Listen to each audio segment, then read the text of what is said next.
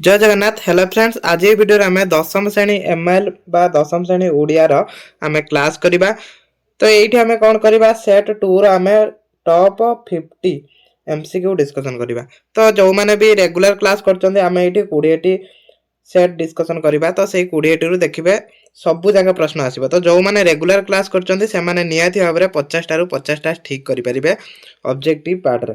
तो ये आम आउ भी बिल्कुल डरी करबानी क्लास टी आरंभ करबा। प्रथम प्रश्न अछि कवि लक्ष्मीकांत महापात्र काहाकू सुभाषिणी बुली कहिसंती। काहा कहिसंती? उत्कल जननी को कहिसंती।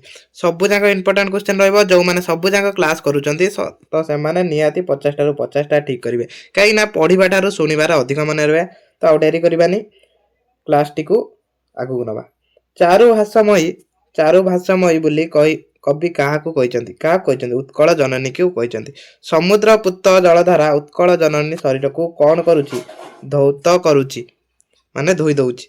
तापरे धृति राष्ट्री किए? किए? दुर्योधन।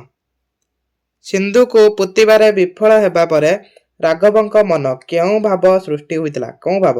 विस्मय भाव सृष्टि होइतला। तापरे राम टिके रहंतु। रामक शिविर को रावण काहाकू चार बा दूत करी पठाइतला? काहाकू पठाइतला? शुक आउ साण को। इंद्रिय मान को अतिक्रम करी एही अर्थरे चिल्लिकारे सायंत दृश्य कवितारे केउ शब्द प्रयोग करा जायछि? कौ शब्द? अतीन्द्रिय शब्द प्रयोग करा जायछि। तो एगुडा सब निहाती भाव में मन रखिबे। प्रशांत वन देश रे कौन लेस मात्र नाही? कौन नाही? चहल नाही। तापरे सीतांक अन्य नाम वैदेही हेबार कारण कौन? कौन कारण? ना विदेहर कन्या। तापरे कवितारे रघुवंशी काहाकू कुआ जायछि? काहा कुआ जायछि? रामचंद्र को कुआ जायछि। तापरे सरला दास महाभारत केउ छंदरे लेखा जायछि? दांडी वृत्तरे लेखा जायछि।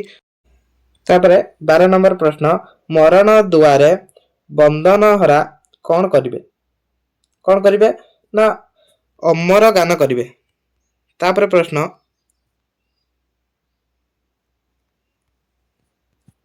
मोह ममतार निरबंधन हरा सम्मुखरे कौन सृष्टि करे? कौन करे?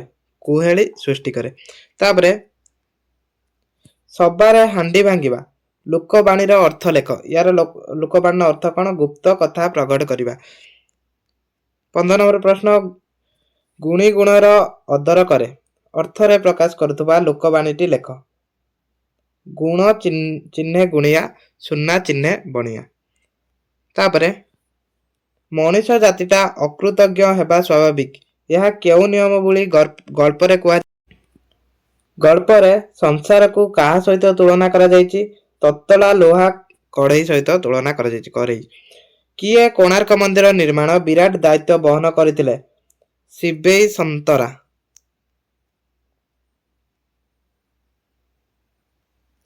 कोणार्क मंदिर निर्माण मुख्य कारीगर किए थिले? विशु महाराणा थिले मुख्य कारीगर। तापरे विशु महाराणा को पुओ नाम कौन थिला? धर्मपद। तुंग हिमालय आज पाखरे कौन हुई रहिबो नाही? तुंग हिमालय आज पाखरे कौन हुई रहिबो नाही? ना दुरूह हुई रहिबो नाही। जीवंत शरीर केउथिरे गति बुली आलोचना जणा जाए? कौथिरे? ना विभिन्न जड़ उपादान रे। तापरे बहुपल्ली जननी आज तार केउ मानकु हराई बसिछि? शिक्षित संतान मानकु हराई बसिछि। लेखक काहाकू लंबोदर कहिचंती? काहाकू कहिचंती? रोगग्रस्त शिशु मानकु लंबोदर कहिचंती। तापरे लक्ष्मीकांत केउ व्यक्ति को ठारू दीक्षा ग्रहण करिथिले? कुलगुरु बाबाजी रामदास ठारू।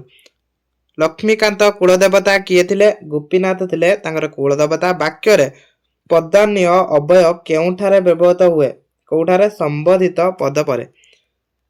अक्षय गोटे भल गीत गाइले एठारे गीत की पद? गीत होची कर्म। निजे दुख सही काहा पाई दिन राति लागि पड़िबा को कवि चाहुचंती? जगत पाई। माटी मा अमाप धज्यरु टिकिए देले कविंक छाती कौन हबो? निदा हेबो। तापरे गांधीजी मातृस्तन पर काहाकू मूल्यवान माने करुतले? मातृभाषा को। ଗାନ୍ଧୀଜୀଙ୍କ ମତରେ କେନ୍ଦ୍ର ଭାଷା କଣ ହେବ? ହିନ୍ଦୀ ହେବ। କେନ୍ଦ୍ର ଭାଷାଟା ହିନ୍ଦୀ ହେବ। ଦ ଐ ନ ୟ ଅ ଏହାର ଶବ୍ଦ ରୂପ କଣ ହେବ? ଦୈନ୍ୟ ହେବ।